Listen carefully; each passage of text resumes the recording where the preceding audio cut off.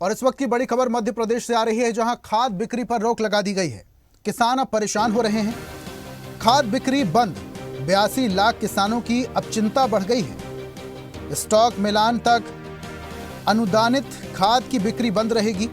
Urea की जरूरत के बीच सरकार का बड़ा आदेश, खाद बिक्री पर रोक।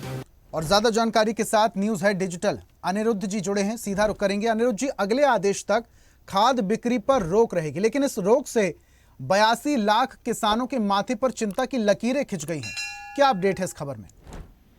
देखिए, मध्य प्रदेश सरकार ने आज यानी 14 अगस्त की शाम को 7 बजे से आगामी आदेश तक, अब आगामी आदेश कब तक रहेगा जो आपने प्रश्न किया था उसका अभी आदेश में खुलासा नहीं है, लेकिन अनुदानित खाद जो कि अनुदान के द्वारा खाद मिलती है उसकी बिक्री पर रोक लगा दी थी और 82 लाख लगभग 1 करोड़ किसान इससे प्रभावित हो रहे हैं। सरकार ने IFMS पोर्टल के रिकॉर्ड और वास्तविक जो स्टॉक का जो मिलान है उसको तय करने के बाद खाद बिक्री पर सरकार आगे फैसला लेगी। और खरीफ सीजन के बीच किसानों के लिए ये एक बड़ा इसे झटका माना जा सकता है। खासतौर पर धान की खेती करने वाले किसानों की चिंता बढ़ गई है, क्योंकि खरीफ फसलों की बोनी के बाद अब कई क्षेत्रों की फसल को यूरिया और अन्य फर्टिलाइजर्स की जरूरत पड़ती है।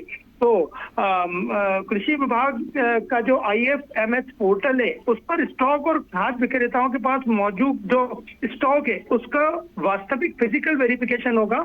और निशांत वरवरे ने बाकायदा इसका आदेश जारी कर दिया है। स्टॉक मिलन के बाद ही बिक्री को लेकर आगे फैसला होगा और कितना अंतर आया है और किस वजह से अंतर आया है, ये एक बड़ा सवाल है जिसको सरकार भी खोजने की कोशिश कर रही है।